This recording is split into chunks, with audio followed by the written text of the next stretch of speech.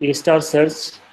अब ए स्टार जो सर्च है वो a kind of inform search strategy, ठीक है। इन्फॉर्म सर्च स्ट्रेटजी के अंदर हमने देखा था कि इस कैटेगरी के अंदर जो एल्गोरिथम्स आ रही हैं उनके पास एडिशनल नॉलेज होता है, the knowledge that is stated beyond the problem statement. और ये जो नॉलेज है ये हमें ह्यूरिस्टिक फंक्शंस की फॉर्म में अवेलेबल होता है, जो कि हमें हेल्प करते हैं अपने गोल को फाइंड करने में, ठीक है। तो जो ए स्टार सर्च है इसका बेसिक आइडिया क्या है, ये बेसिकली हम पिछली स्लाइड्स में देख चुके हैं कि A star basically best first search की एक स्पेशलाइज्ड फॉर्म है। और बेस्ट फर्स्ट सर्च में हमने देखा था कि प्रायोरिटी क्यू का इस्तेमाल हो रहा है, और ऐसी ऐसे नोड को हम पहले पॉप आउट करते हैं जिसकी कॉस्ट सबसे कम होती है, ठीक है। तो इसमें बेसिक आइडिया ये है कि avoid expanding paths that are already expensive. तो ये एक्सपेंसिव पाथ को एक्सप्लोर नहीं करती, ठीक है जी। और इसका जो वैल्यूएशन फंक्शन है which is F of N is equal to G of N plus H of N. G of N और एच ऑफ एन को हम काफ़ी डिटेल से स्टडी कर चुके हैं, लेकिन फिर भी इनको दोबारा से हम रिवाइज कर लेते हैं। जी ऑफ एन से मुराद ये है the cost so far to reach N, कि कोई नोड है ग्राफ के अंदर, ट्री के अंदर कोई नोड एन है, तो रूट से लेकर एन तक पहुंचने की एक्चुअल जो कॉस्ट है वो जी ऑफ एन से हम रिप्रेजेंट करते हैं, ठीक है। इसी तरीके से H F N is estimated cost from N to goal. ये एच एफ एन जो है ये एस्टिमेटेड कॉस्ट है किसी भी नोड एन से लेकर गोल तक, ठीक है। तो ये दोनों का डिफरेंस आपको पता होना चाहिए। जी ऑफ एन एक्चुअल कॉस्ट है और H F an estimated cost है। और एफ एन क्या है, इन दोनों का कम्बिनेशन, इनकी एग्रीगेशन है। F N is equal to estimated total cost of path through N to goal, ठीक है जी। तो अब ये इसका बेसिक हमारे पास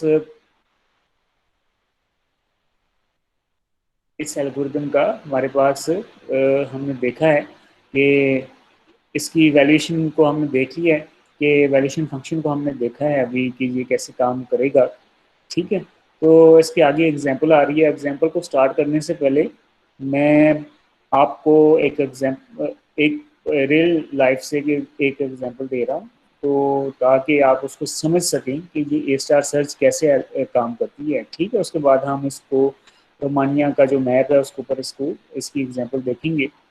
तो आपको आइडिया है, पता भी है, आप लोग हमारे साथ टूर पे जाते रहे हैं, आप में से अक्सर जा चुके हैं, ठीक है।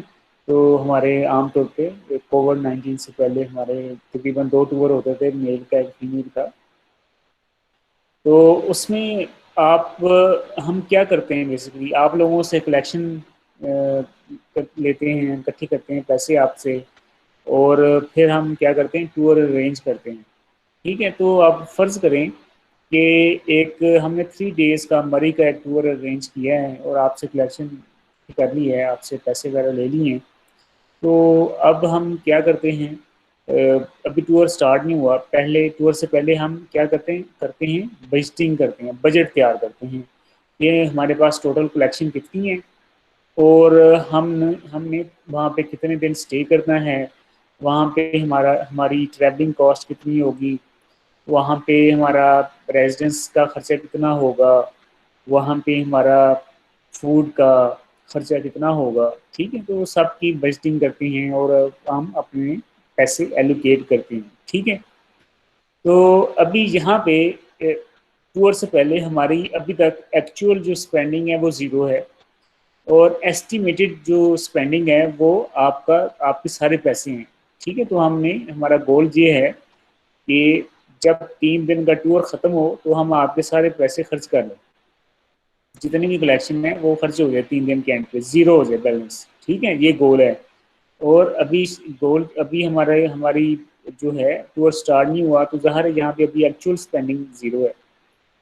जब टूर स्टार्ट हो जाएगा तो at the end of the first day, रात को आप तो सो जाते हैं, लेकिन हम मैनेजमेंट जाग रही होती है तो वो क्या कर रही होती है, प्लानिंग कर रही होती है।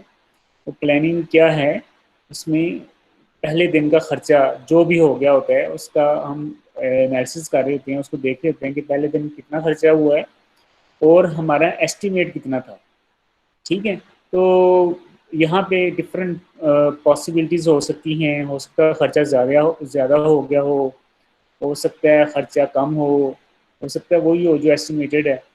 ठीक है, अगर कम ज़्यादा है तो फिर क्या करते हैं हम, अगले 2 दिन का जो बजट है उसको एडजस्ट करते हैं।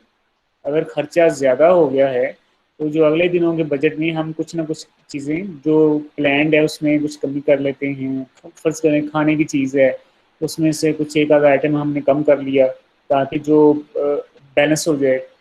और अगर हमने पहले दिन कम खर्च किए हैं तो अगले दिनों में हम कुछ एक्स्ट्रा एक्टिविटी रख लेते हैं, खाने की कोई एक्टिविटी ऐड कर लेते हैं, कोई आइटम ऐड कर लेते हैं।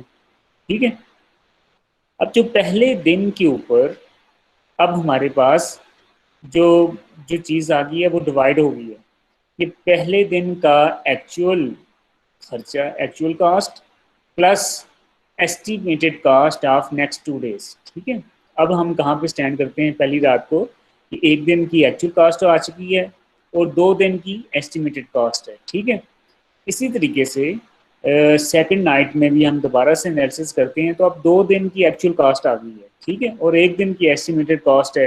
तो फिर अगेन एनालिसिस होता है कि खर्चा कम हो गया हुआ है, ज़्यादा हुआ है, कम है, तो हम अगले दिन ज़्यादा सारे का सारा खर्च करने की कोशिश करेंगे। अगर पहले 2 दिनों में ज़्यादा हो गया है तो फिर ज़ाहिर है लास्ट डे में हम स्पेंडिंग थोड़ी सी टाइट होगी और उसमें हम जो प्लान चीज़ें हैं पहले से उसमें से कुछ चीज़ें को हम डिस्कार्ड भी कर सकते हैं। ठीक है, गोल ये है कि at the end of the day हमारे पास बैलेंस 0-0 हो जाए। ठीक है जी, तो अब जब थर्ड नाइट आएगी तो वहाँ पे जो सारी की सारी हमारे पास अमाउंट है वो अब स्पेंड हो चुकी है, वो कॉस्ट है, वो एक्चुअल कॉस्ट है और अब हमारे पास एस्टिमेटेड कॉस्ट कोई नहीं है। ठीक है जी, तो this is how we implement A star search in towards. ठीक है, जब हम टूवर्ड्स पे जाते हैं तो वहाँ पे हम ए स्टार सर्च ही इम्प्लीमेंट कर रहे होते हैं। आई होप कि अब आपको इसकी समझ आ गई होगी कि ये कैसे काम करती है। जो वैल्यूएशन फंक्शन है इसका वो 2 पार्ट के ऊपर कंसिस्ट कर रहा है। एक है G of N which is actual cost from root node to the current node, and h of n which is the estimated cost from node n to the goal. ठीक है, and fn is the estimated total cost of path through n to goal. ठीक है जी, अब इसकी example हम देख लेते हैं जो अभी आपको अभी आपको नज़र भी आ रही है। तो देखिए कि हमारे पास सबसे पहले हम अरब नोड के ऊपर हैं, अरब से हमने बुकोरेस्ट जाना है। ठीक है, तो अभी मैं क्या करता हूँ, अभी मैं आपको मैप दिखा देता हूँ और मैप के अंदर देखें दोबारा से जो हमने रोमानिया का मैप देखा था कि हमारे पास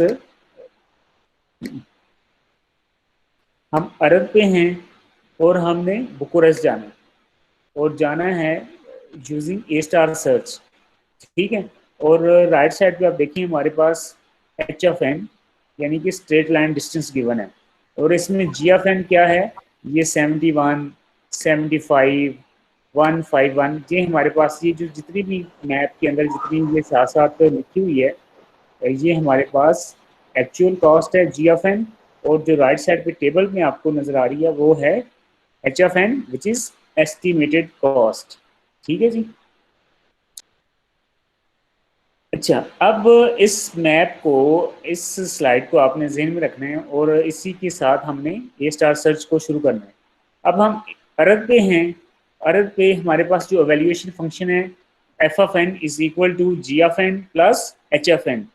तो यहाँ पे देखें जो हमारे पास जी ऑफ एन है वो ज़ीरो है। जी एफ एन का मतलब है ज़ीरो, का मतलब ये है कि अभी हमने अपनी जो ट्रैवल है, वो जो सफ़र है वो अभी स्टार्ट नहीं किया है, इसलिए जो असल कास्ट है, ट्रू कास्ट है, वो अभी ज़ीरो है। और 3 + 3 66, ये 366 बेटा हमारे पास एस्टिमेटेड कास्ट है फ्रॉम अरब टू बुकोरेस्ट। अब क्वेश्चन है कि ये 366 कहाँ से आया। तो ये जो 366 है ये हमारे पास बेटा कहाँ से आया जी, ये मैप ये गिवन है, ये देखिए आपके सामने जो ये गिवन है, ठीक है, स्ट्रेट लाइन डिस्टेंस। ये देखिए अरस से लेकर बुकोरेस्ट तक का जो कास्ट है वो 366 है। सबसे पहली एंट्री राइट साइड पे जो टेबल में है 366 वो यही है, ठीक है। तो हमने 366 यहाँ से लिया है, ठीक हो गया। अब अरद से हम कहाँ जाएंगे, अरद के एप्लीकेबल एक्शंस कौन से हैं, अरद से हम कहाँ कहाँ जा सकते हैं। अरद से हमारे पास क्या है जी, अरद से हम 3 जगह जा सकते हैं, सिब्बू, तिमिसोरा और जीरन। तो ये हमें कैसे पता चला है कि हम अरद से 3 जगह जा सकते हैं। तो अगेन हम एक दफ़ा मैप को देख लें, ये आपके सामने अरद है, तो आप देखें कि अरद से हम जीरन जा सकते हैं, अरद से सिब्बू जा सकते हैं, and we can move to Timisoara as well, ठीक है। तो ये तीनों जगह पे जा सकते हैं। तो जो इसके अरद के नेबरिंग हैं वो सारे के सारे हमारे एज ए चाइल्ड नोड्स आ जाएंगे अरद के, ठीक है। तो ये 3 नोड आ गए। तो जैसे हमने अरब के ऊपर कैलकुलेशन की थी एफ ऑफ एन की, वैसे ही हम यहाँ तीनों नोड्स के ऊपर एफ ऑफ एन की कैलकुलेशंस करेंगे। यहाँ पे देखें 393 इज इक्वल टू 140 प्लस 253। इसमें 140 क्या है, इसमें 140 जी ऑफ एन है, यानी कि अरब से लेकर सिब्बू तक पहुंचने की कास्ट 140 है, ठीक है जी। अरब से लेकर सिब्बू तक जाने की कास्ट कितनी है, 140। 140 कास्ट है अरब से लेकर सिब्बू तक। अगेन फिर मैं आपको मैप पे वापस ले चलता हूँ और यहाँ पे देखें कि ये जो अरब है, अरब से लेकर सिब्बू तक पहुँचने की कास्ट कितनी है, 140। ये लिखा हुआ है साथ, ये 140 यहाँ से आ गया हमारे पास, ठीक है। और उसके साथ एच एफ एन क्या है, वो क्या आ रही है, एच एफ एन आ रही है 253। ये कहाँ से आई है, अगेन हम मैप पे वापस चलते हैं और देखें मैप के ऊपर 253 कहाँ से आई है जी, सिब्बू से लेकर बुकोरेस्ट तक का फासला। तो सिब्बू की तरह जी ये है, ये उसके आगे लिखा हुआ है 253, ठीक है जी। अब आपको पता चल गया कि 140 कहाँ से आ गया और 253 कहाँ से आ गया, ठीक है। इन दोनों को जब हम ऐड करेंगे तो वो हो जाएगा 393, ठीक है। तो ये अरब से लेकर सिब्बू तक पहुंचने की हमारी टोटल एस्टिमेटेड कॉस्ट है 393, which includes two components.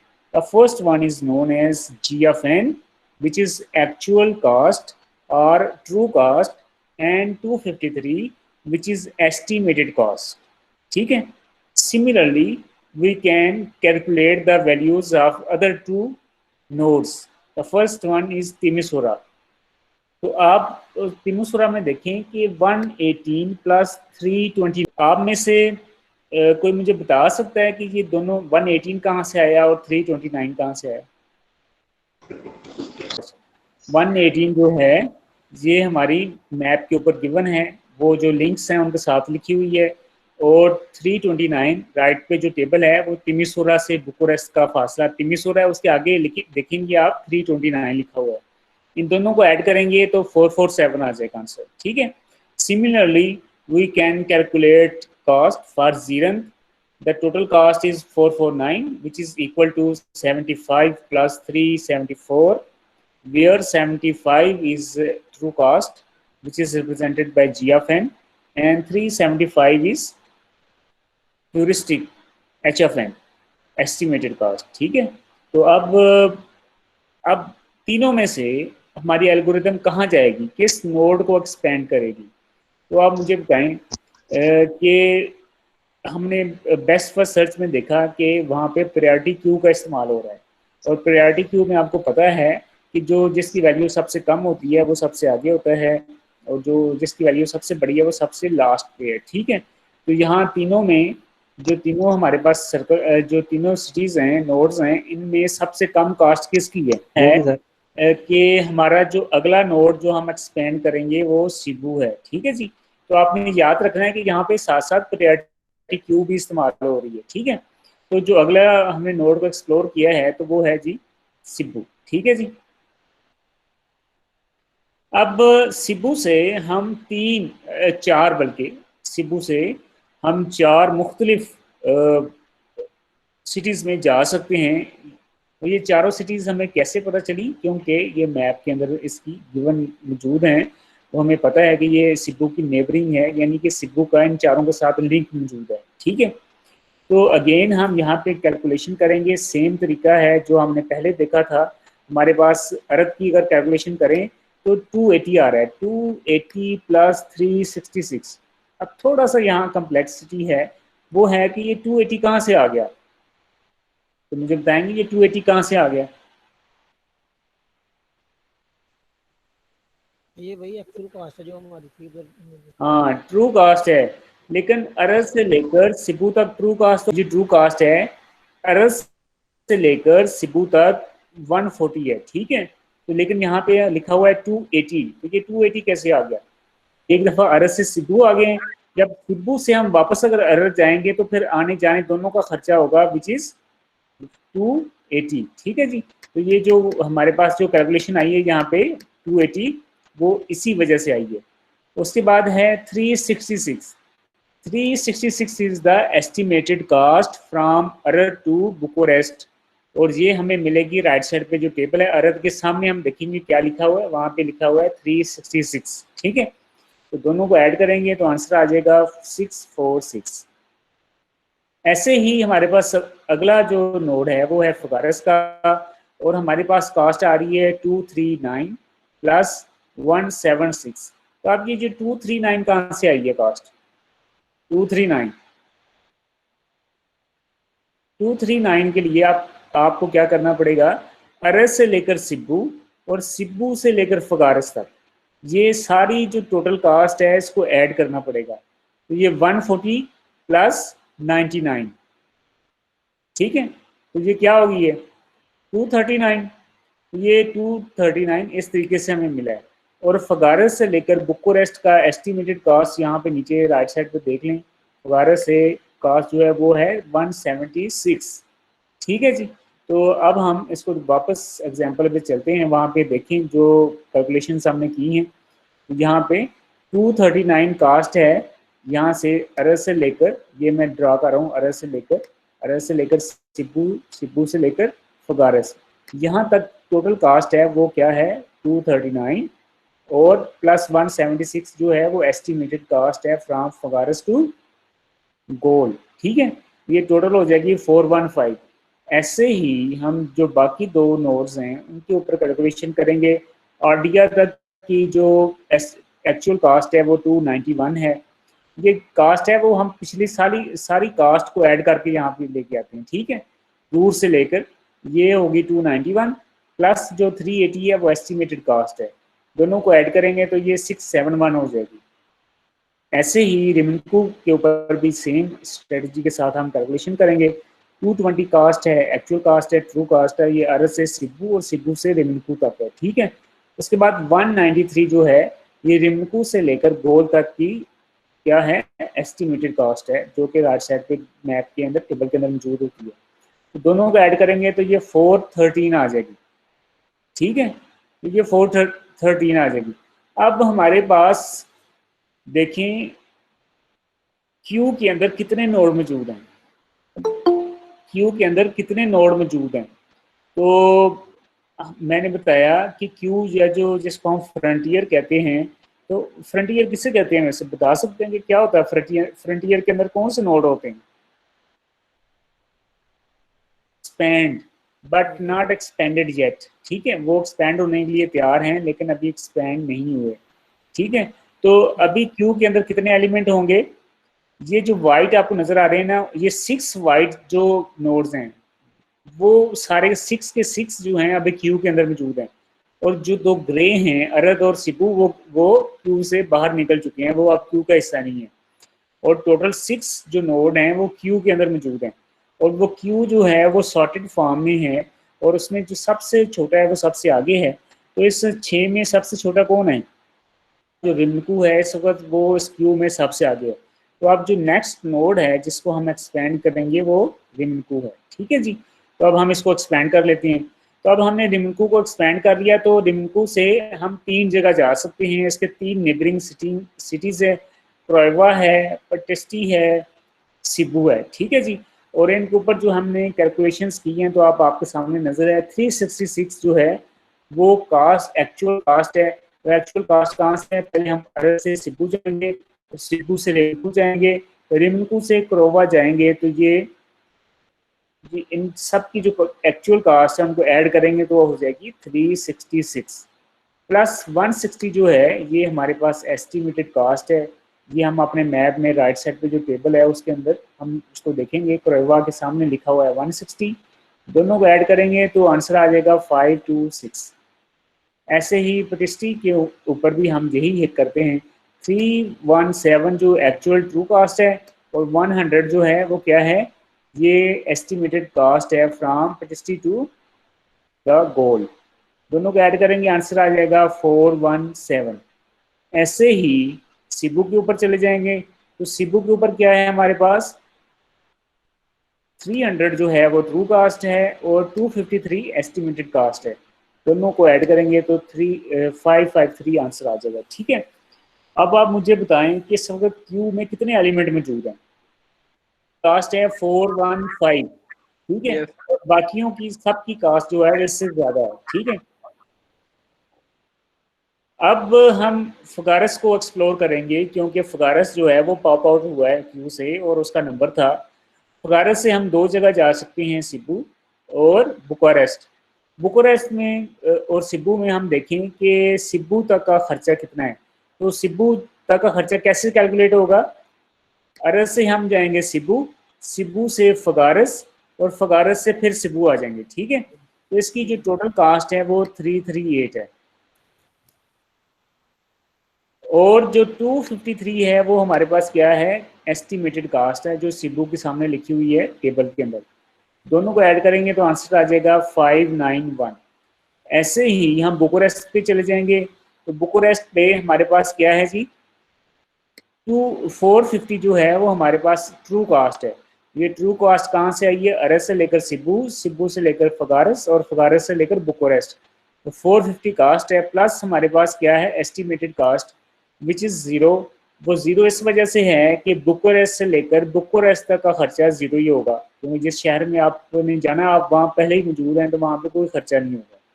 तो आंसर है 450। अब आप मुझे बताएं कि हमारे पास टोटल कितने नोड्स जो हैं वो क्यू के अंदर मौजूद हैं, वो क्या हैं, वो क्यू के अंदर मौजूद हैं और जो ग्रे हैं वो क्यू के अंदर मौजूद नहीं है। अब क्या है कि क्यू चूंकि पीरियोडिक क्यू है तो जो सबसे छोटी कम कॉस्ट है वो नोड सबसे आगे होगा। तो मुझे बताएं कि इस वक्त कम कॉस्ट किस नोड की है। तो अब हम क्या करेंगे, इस पटिस्ट्री को एक्सप्लोर करेंगे। तो जब इसको एक्सप्लोर या एक्सपेंड किया तो हम पटिस्ट्री से 3 जगह जा सकते हैं, बुकारेस्ट जा सकते हैं, कोरोवा जा सकते हैं, रिमकू जा सकते हैं। और जब तीनों की कैलकुलेशन हमने की है तो बुकारेस्ट तक जाने की कास्ट 418 है, क्रोवा तक जाने की कास्ट 615 है और 607 जो है वो रिमकू तक जाने की कास्ट है। ठीक है, तो अब आप मुझे बता सकते हैं कि इस वक्त क्यू में कितने एलिमेंट हैं। 11 सर। 11 एलिमेंट हैं और इसमें सबसे आगे कौन सा नोड है, बुकारेस्ट। बुकारेस्ट। ठीक है, अब ये जो ये नोड है ना जो बुकारेस्ट वाला, ये बुकारेस्ट वाला नोड जो है ये अब क्या होगा कि इसको हम क्यू से पॉप करेंगे और पॉप करते ही जो सबसे पहला हम काम करते हैं वो उसके ऊपर गोल टेस्ट करते हैं। तो ये बुकारेस्ट हमारा गोल है, तो जैसे हम इसके ऊपर गोल टेस्ट करेंगे तो हमारा गोल मिल जाएगा और इस गोल पे हमारी टोटल कास्ट जो आई है वो है 700 बताया नहीं है। लेकिन जब क्या होगा कि जब क्यू से जब जिस एलिमेंट को हम बाहर निकालेंगे तो उसके बाद क्या करेंगे उसके ऊपर। ठीक है, तो अब जो हमारे पास कास्ट आई है वो 418 है विच इज़ ऑप्टीमल। वो ऑप्टीमल कैसे है, क्योंकि पिछली हम जब हमने ग्रेडी बेस्ट फर्स्ट सर्च को देखा था तो उसमें हमने देखा था कि ग्रेडी बेस्ट फर्स्ट सर्च ने हमें जो कास्ट रिटर्न की थी वो 450 थी। ठीक है, which is not optimal. Now A star has returned us 418.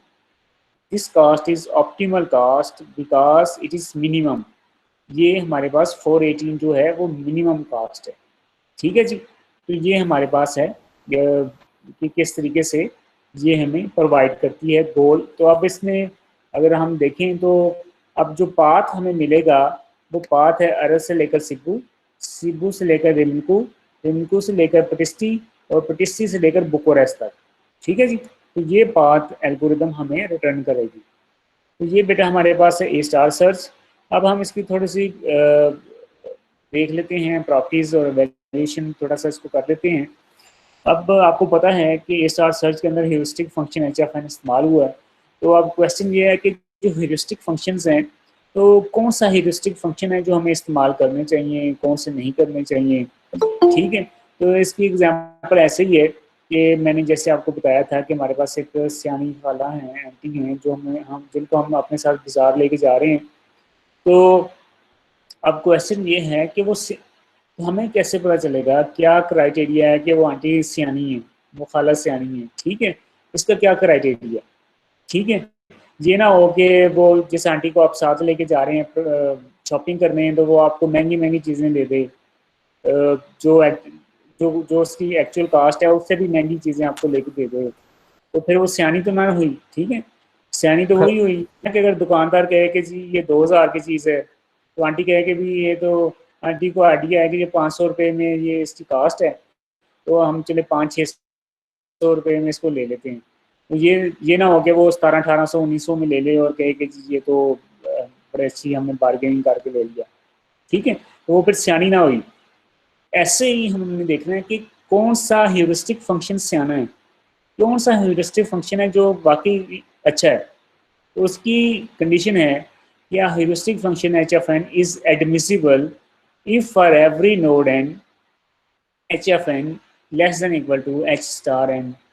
ठीक है, तो हम कहते हैं कि ह्यूरिस्टिक फंक्शन एडमिसिबल होना चाहिए। तो एडमिसिबल कब होगा, जब HFN जो है, जो कि हमें पता है कि जो एस्टिमेटेड कास्ट है वो लेस देन है या इक्वल है H स्टार n के। ठीक है, तो अब यहाँ पे जो नई चीज़ हमारे पास आ गई है वो H स्टार n है। तो क्वेश्चन है कि what is H star n, where H star n is the true cost to reach the goal state from n। ठीक है, तो H स्टार n क्या है, ट्रू कास्ट है। ठीक है, H स्टार n क्या है, ट्रू कास्ट है, और HFN क्या है, एस्टिमेटेड कास्ट है। तो जो सियानी खाला हमें पैसे बताती है, जो अंदाज़ा जो वो कहती है, वो हमेशा एक्चुअल कास्ट से कम होने चाहिए या उसके बराबर हो सकते हैं, उससे ज़्यादा नहीं होनी चाहिए। And admissible heuristic never over estimates the cost to reach the goal, it is optimistic. ठीक है, ये नेवर ओवर एस्टिमेट, ये जो ह्यूरिस्टिक है, ह्यूरिस्टिक एडमिसिबल ह्यूरिस्टिक है, वो कभी भी ओवर एस्टिमेट नहीं करेगा। ठीक है जी, वो हमेशा कम ही रखेगा। For example HSLD, SLD stand for straight line distance, HSLD of n never over estimates the actual road distance.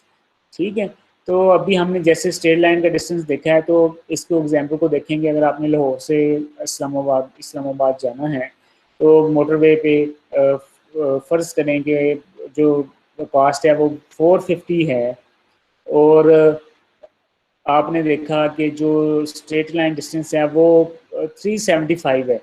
ठीक है, यानी कि जो कास्ट है, एक्चुअल कास्ट है, उससे कम नहीं है। तो इसका मतलब ये हुआ कि जो स्ट्रेट लाइन डिस्टेंस है वो एक एडमिसिबल ह्यूरिस्टिक है, यानी कि ठीक ह्यूरिस्टिक है, और हमें इसके बाद मान लेनी चाहिए। ठीक है जी, तो अब ये हमारे पास ह्यूरिस्टिक के लिए हमने कहा कि वो एडमिसिबल होना चाहिए। और दूसरी बात है कि optimality of A star algorithm जो है वो ऑप्टिमल भी है। तो ये ऑप्टिमल कैसे है, इसको समझने के लिए आपके सामने स्लाइड है। सपोज सब optimal goal, suppose some suboptimal goal G2 has been generated. ये G2 है ना, ये सब ऑप्टिमल गोल है, ये generated and is in the fringe. तो ये फ्रिंज के अंदर मौजूद है या फ्रंटियर के अंदर मौजूद है। Let n be an unexpanded node in the fringe such that n is on a shortest path to an optimal goal G। तो हमारे पास एक और अनएक्सपेंडेड नोड n है जो कि अभी फ्रिंज के अंदर मौजूद है, और इसके थ्रू हम अपने गोल तक पहुंचेंगे, जो कि हमारा एक्चुअल गोल है, ऑप्टिमल गोल है। ठीक है जी। तो ये हमारे पास सीन है। ये बीच में जो ये करली सी लाइंस हैं, ये इसका मतलब है कि इसमें बहुत ज़्यादा नोड्स हो सकते हैं बीच में, तो उसको कट करके यहाँ पे शो किया गया है। तो यहाँ पे देखें कि एफ ऑफ जी टू क्या है? जी टू हमारे पास है ऑप्टिमल सब ऑप्टिमल गोल। सब ऑप्टिमल गोल का क्या मतलब है कि ये हमारे पास ऑप्टिमल नहीं है, ये ज़्यादा कॉस्ट वाला गोल है। जैसे कि हमने देखा भी था कि जो बेस्ट फर्स्ट सर्च है, ग्रेडी बेस्ट फर्स्ट सर्च, उसने हमें 450 के साथ रिटर्न किया था, विच इज़ सब ऑप्टिमल। ठीक है, तो यहाँ पे F G two suboptimal goal है। तो बाय फार्मूला क्या होगा? G of two, since H of G two is equal to 0। ठीक है, ये कह रहा है, ये हमने फार्मूला तो पढ़ा हुआ है ना कि F F N is equal to, हमारे पास है G of N absolute plus estimated cost और प्लस एच ऑफ एन। ठीक है, ये फार्मूला हमें याद है अच्छी तरह। हमें इसको हम देखा कि ये हमारा वैल्यूएशन फंक्शन है। इसी की बेस के ऊपर हमने क्या किया, ए स्टार को हमने चलाया है। ठीक है, तो अब इसी को सामने रखते, अगर एन के बजाय हमें जी कर दिया, जी टू कर दें, तो ये हमारे पास एफ जी टू हो जाएगा, which is equal to G of G two. और जो एच एफ एन है ये 0 है। हम कहते हैं कि फर्ज करें H F G two is equal to 0, यानी कि जब हम जी टू पे पहुंचे हैं तो वहाँ पे ज़ाहिर है एस्टिमेट 0 हो जाएगा। तो यहाँ पे हम कह रहे हैं एस्टिमेट 0 है। अब फर्ज करें G of G two is greater than G of G two क्या है? सब ऑप्टिमल है। तो इसका मतलब है जो कॉस्ट है, जो एक्चुअल कॉस्ट है जी टू की, वो बड़ी होगी जी से। जी चूंकि क्या है, जी ऑप्टिमल है और जी टू सब ऑप्टिमल है। ठीक है जी। तो अब फिर क्या करेंगे, फिर हम इस इनइक्वालिटी को हम आगे लेके चलते हैं और ये फार्मूले को, हमारे पास ये फार्मूला हमें गिवन है, तो इसको दोबारा से इम्प्लीमेंट करें। F of G is equal to G of G since H of G is equal to 0। ठीक है, तो अब क्या करना है, ये जो पहली स्टेटमेंट है और जो तीसरी स्टेटमेंट है उसको हमने पुट करना है ये दरमियान वाली स्टेटमेंट के अंदर। तो इसको जब हम दरमियान वाली स्टेटमेंट के अंदर पुट करेंगे तो हमें पता चलेगा F of G two is greater than F of G from above. तो इसका मतलब है कि जो जी टू है, जो सब ऑप्टिमल है, उसकी कास्ट ज़्यादा है, और जो एफ ऑफ जी जो कि ऑप्टिमल है उसकी कास्ट कम है। जी टू सब ऑप्टिमल है और जी हमारे पास ऑप्टिमल है। ठीक है, ये एक चीज़ है कि हम कैसे ऑप्टिमलिटी फाइंड करना चाहते हैं ए स्टार की। और उसके बाद हमारे पास है कंसिस्टेंट ह्यूरिस्टिक। ये ह्यूरिस्टिक की दूसरी प्रॉपर्टी है। पहली प्रॉपर्टी इसकी थी एडमिसिबल। मैंने आपको पिछली स्लाइड में बता दिया कि ह्यूरिस्टिक एडमिसिबल होना चाहिए, सियाना होना चाहिए। तो दूसरी प्रॉपर्टी ये है कि कंसिस्टेंट होना चाहिए। ये जो प्रॉपर्टी बेसिकली हमें ग्राफ के ऊपर ज़्यादा रिक्वायर्ड होती है। A heuristic is consistent. तो हमें कैसे पता चलेगा कि एक ह्यूरिस्टिक कंसिस्टेंट है? A heuristic is consistent if for every node n, every successor node n dash of n generated by any action a, ठीक है, is equal to hfn। hfn हमारे पास क्या है? Estimated cast. एस्टिमेटेड कास्ट जो है वो हमेशा लेस देन इक्वल टू होनी चाहिए step cost plus estimated cost from that node. ठीक है, इसको समझने के लिए अब थोड़ा सा आपके लिए थोड़ा सा मुश्किल होता जा रहा है, लेकिन इसको समझने के लिए जो साइड पे राइट साइड पे एक ट्राइंगल है उसको देख लें। तो ये एक बड़ी फेमस रूल है जिसको हम कहते हैं ट्राइंगल इनइक्वालिटी। तो ट्राइंगल इनइक्वालिटी आपने पढ़ा होगा। उसमें क्या होता है कि इसमें हम ये कहते हैं कि ट्राइंगल की कोई एक साइड, कोई भी साइड, वो हमेशा लेस देन होगी या बराबर होगी the sum of other two sides. ठीक है, क्या अगेन मैं आपको बता देता हूँ कि any side of triangle is less than equal to other two sides, addition of other two sides या aggregation sum of other two sides. ठीक है, तो इसको हम कहते हैं ट्राइंगल इनइक्वालिटी। तो यहाँ पे देखें कि हमारे पास एक साइड है जिसको हम एच एन कह रहे हैं, और वो by triangle inequality rule that should be less than equal to the first one, the first one and the second one. ठीक है, तो यही इसी को हमने यहाँ पे लिख दिया कि ये जो एक साइड है ट्राइंगल की वो लेस देन इक्वल टू है other two sides, addition of other two sides. ठीक है, तो अब इसमें देखें कि ये सी क्या है। सी हमारे पास स्टेप कॉस्ट है। ठीक है, स्टेप कॉस्ट है फ्रॉम मूविंग फ्रॉम, ये स्टेप कॉस्ट है। ये सी क्या है, इसको कॉस्ट कहते हैं। स्टेप कॉस्ट है from N to N dash, N से लेकर एन डैश तक जाने की स्टेप कॉस्ट है, और वो ए स्टैंड फॉर एक्शन। एन के ऊपर हमने एक एक्शन परफॉर्म किया और वो हमें एन डैश के ऊपर ले गया। ठीक है, तो ये स्टेप कॉस्ट है जो C N comma N comma A comma N dash, ये स्टेप कॉस्ट है। और फिर जब हम एन डैश पे पहुंचेंगे तो यहाँ से लेकर जी तक की जो कॉस्ट है, ये एस्टिमेटेड कॉस्ट, वो एच एन डैश से है। ठीक है जी, तो if H is consistent we have F N dash के जो अगले नोड एन डैश से लेकर हमारे पास जो फार्मूला बनेगा वो होगा G N dash plus H N dash. और जो हमारे पास जी एन डैश है, जो हमारे पास वो यहाँ पे हमारे पास आ जाएगा एच एन डैश और C N A N dash. ठीक है, तो ये हमारे पास कहाँ से आएगा, ये हमारे पास आएगा एच एन से। ठीक है जी, तो एक मिनट जरा होल्ड करना जी।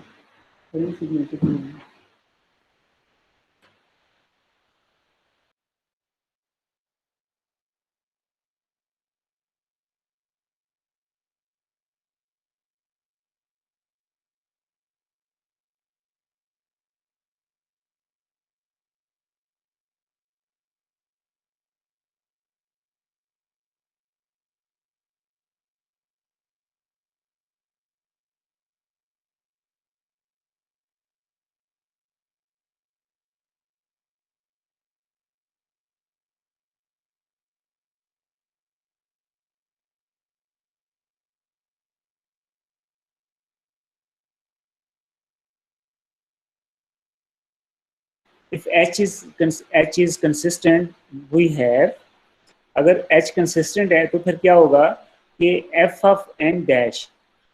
अब इसमें परेशान नहीं होना कि n है और n डैश है, तो फर्ज करें n कोई नोड है, कोई एक नोड है, और n डैश जो है ना उससे अगला नोड है। ठीक है, तो मैंने कहा सर हाँ सर नंबर मुराद है। ठीक है, और n डैश से मुराद है जो n है उससे अगले वाला जो नोड है उसको हम n डैश कह देते हैं। ठीक है, यहाँ पे n डैश से मुराद है n से अगले वाला नोड, और n से मुराद है कोई भी नोड पूरे ग्राफ में, पूरे ट्री में कोई एक नोड को हम एज ए एग्जांपल ले सकते हैं। ठीक है, तो उसको हम n कह देते हैं। तो अब हम पहले हमने बातें की हैं सारी n के ऊपर। अब हम चूंकि इसकी कंसिस्टेंसी प्रूव करना चाह रहे हैं, तो हम क्या कह रहे हैं, हम एक अगला नोड ले लेते हैं।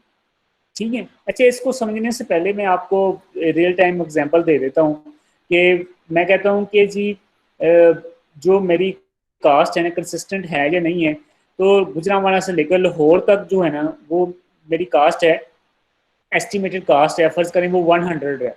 ठीक है, गुजरांवाला से लेकर लाहौर तक मैंने जाना है, तो एस्टिमेटेड कास्ट है 100। ठीक है, अब क्या है, गुजरांवाला मेरा पहला नोड है और लाहौर मेरा दूसरा नोड, आखिरी नोड है। बीच में दो नोड हो रहे हैं, एक कामों की और दूसरा मरीद के। ठीक है, तो चार नोड है एक लाइन के ऊपर, गुजरांवाला, कामों की, मरीद के, लाहौर। ठीक है, तो गुजरांवाला से लाहौर तक की एस्टिमेटेड कास्ट है 100। ठीक है जी, तो अब मैं क्या करता हूँ कि जो एफ ऑफ एन है, F of N at Gujranwala या एफ ऑफ गुजरांवाला, ठीक है जी, वो मेरे पास आई है क्या, estimated cost of Lahore plus 0, क्योंकि अभी मैं गुजरांवाला पे हूँ तो 0 होगी एक्चुअल कास्ट, और जो लाहौर तक जो मेरे पास है एस्टिमेटेड कास्ट है वो 100 है। अब क्या है, मैं गुजरांवाला से कामों की मूव कर देता हूँ। तो अब मैंने क्या बताना है कि गुजरांवाला से लेकर कामों की तक मेरी एक्चुअल कास्ट, समझिए बात, गुजरांवाला से लेकर कामों की तक की एक्चुअल कास्ट प्लस कामों की से लेकर लाहौर तक की एस्टिमेटेड कास्ट। ठीक है जी, क्या होना चाहिए? अब दो दो सेट ऑफ थिंग्स हैं मेरे पास आ गई हैं। एक सेट ऑफ थिंग जो पहली मेरे पास आई है वो गुजरांवाला से लेकर लाहौर तक की एस्टिमेटेड कास्ट है, और जो दूसरी मेरे पास आ गई है वो लाहौर से लेकर वो गुजरांवाला से लेकर कामों की तक एक्चुअल कास्ट प्लस कामों की से लेकर लाहौर तक क्या है एस्टिमेटेड कास्ट। दो चीज़ें आ गई हैं। ठीक है, अब इन दोनों का मैंने कंपैरिजन करना है, और वो कंपैरिजन ऐसे करना है कि मैंने एस्टिमेटेड कास्ट जो लगाई है लाहौर की वो 100 है। ठीक है, और ये 100 जो है, ये जो कास्ट है ये मेरी जो है that should be less than equal to the cost actual cost from Gujranwala to Kamoke and estimated cost from Kamoke to the Lahore. ठीक है, तो इसको अगर कैलकुलेट करें तो यहाँ पे ये देखें, ये मैं यहाँ पे लिख देता हूँ आपके सामने भी। ठीक है, HFN लाहौर तक जाने की मेरी जो एक्चुअल कास्ट है ना वो मैं लिख देता हूँ, वो है HFN जो है वो है कितनी है 100। ठीक है, अब नीचे देखें कि आगे उसके जो CN comma A comma N dash, यानी कि N से मुराद गुजरांवाला है और N डैश से मुराद क्या है मेरे पास, ये मेरे पास कामों की है। ठीक है जी, तो ये स्टेप कास्ट है। तो फर्ज करें गुजरांवाला से कामों की जाने पे मेरा खर्चा जो है वो आ गया है 20। ठीक है, प्लस HFN डैश। अब ये HFN डैश क्या है, मेरी कामों की से लेकर लाहौर तक की एस्टिमेटेड कास्ट। फर्ज करें ये है 90, ये मेरे पास 90 आ गई। ठीक है, अब देखें 100 is less than equal to 110, ऐसे ही है। अगर हम 20 90 को ऐड करते हैं तो 110 हो जाएगा। 100 इज लेस देन 110, अगर तो ये हो जाए, अगर ऐसा ही हो तो हम कहेंगे कि हमारा ह्यूरिस्टिक जो है वो कंसिस्टेंट है। अगर ऐसा नहीं होता, बल्कि क्या होता है कि जो मेरी जो कास्ट है ना, जो कामों की तक जाने की जो कास्ट है ना वो ज़्यादा आई है, वो आ गई है, वो कम आ गई है। फर्स्ट करने वो आ गई है 5, ओनली 5 कम आ गई है। ठीक है, तो आप देखें कि ये 90 + 5 क्या हो जाएगा 95। तो ये जो इनइक्वालिटी है वो क्या है, वो रॉन्ग हो जाएगी। 100 is not less than equal to 95। इसका मतलब है कि मेरे जो ह्यूरिस्टिक है वो कंसिस्टेंट नहीं है।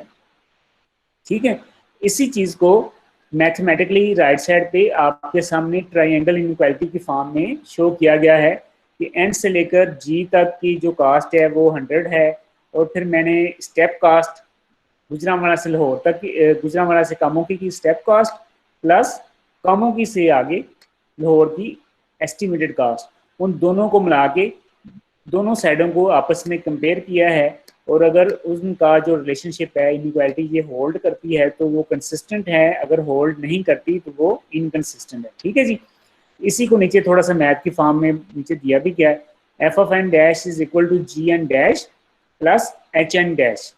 ठीक है, अब इसमें देखें कि हमने अब रिप्लेस करना है। रिप्लेस किसको करना है जी, इसमें हमने रिप्लेस करना है, इसमें हमने g(n) डैश को रिप्लेस करना है। g(n) डैश को रिप्लेस करेंगे gn से प्लस cn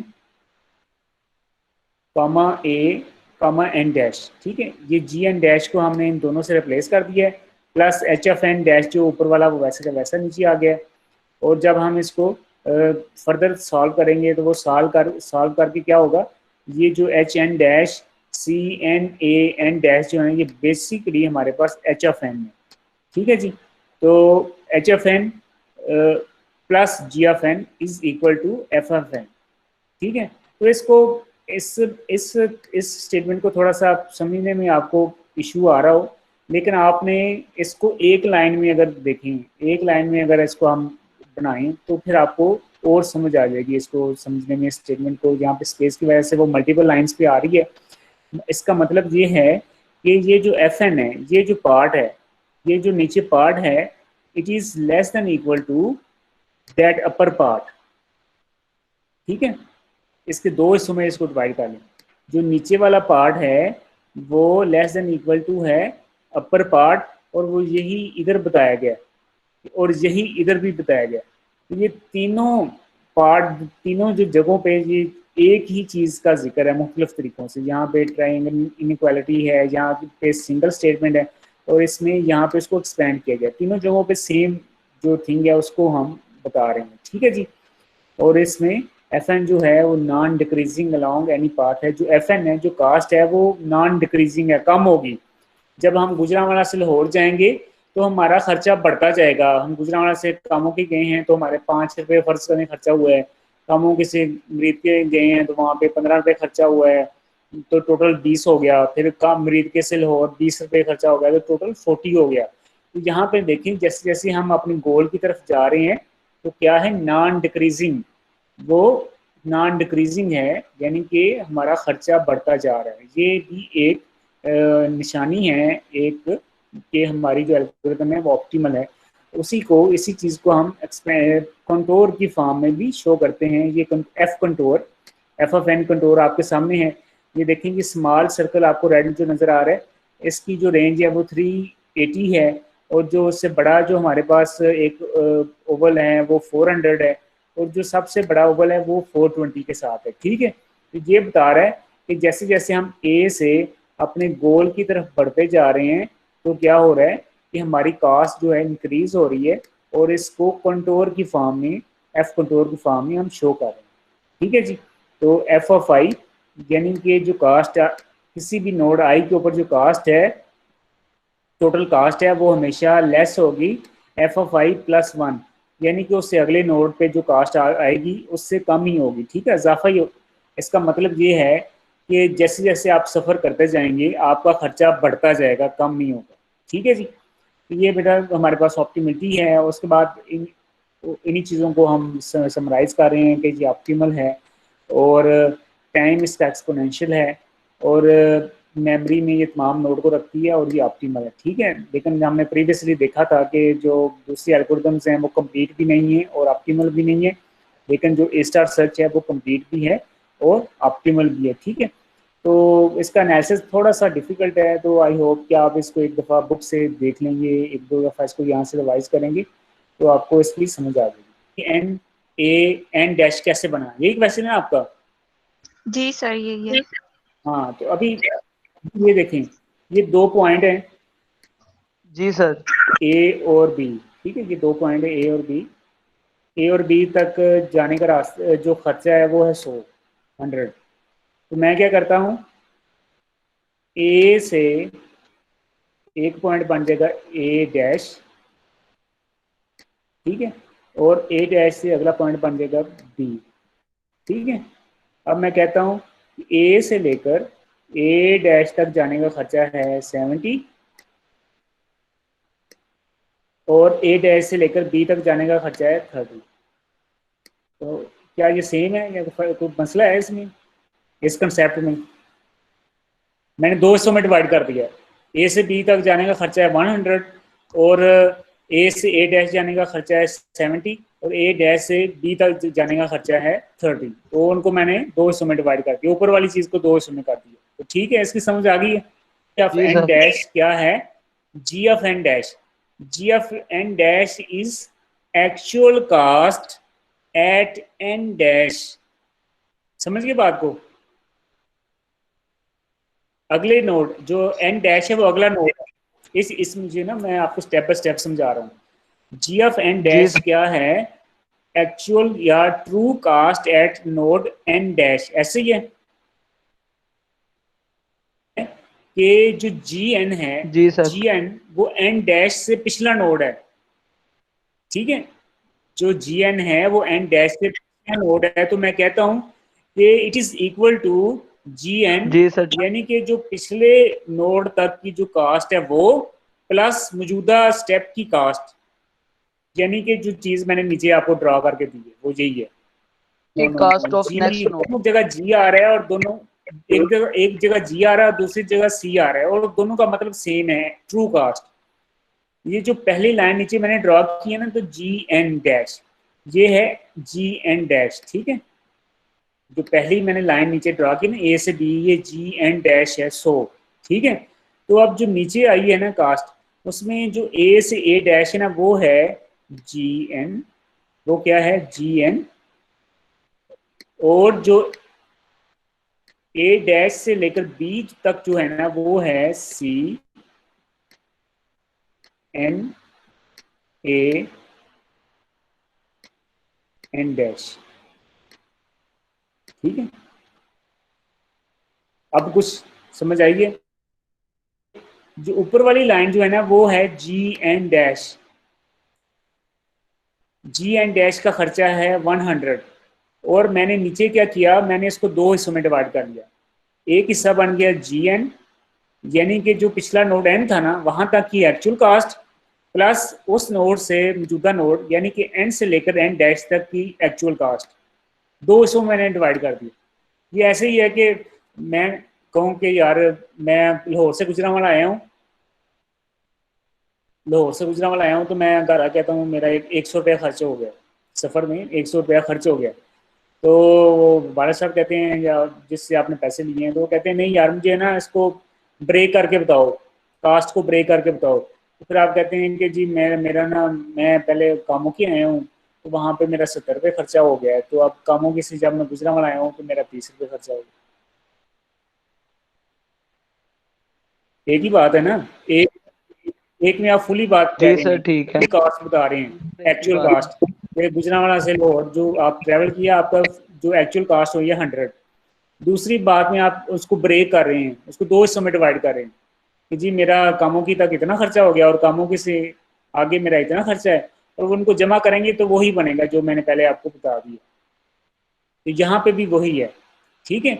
जी जी एन डैश को हमने दो हिस्सों में डिवाइड कर दिया, यानी कि G N which is actual cost to the previous node, and C is the step cost of the N to N dash, ठीक है। आई होप कि अब आपने इसको काफ़ी हद तक समझ लिया होगा।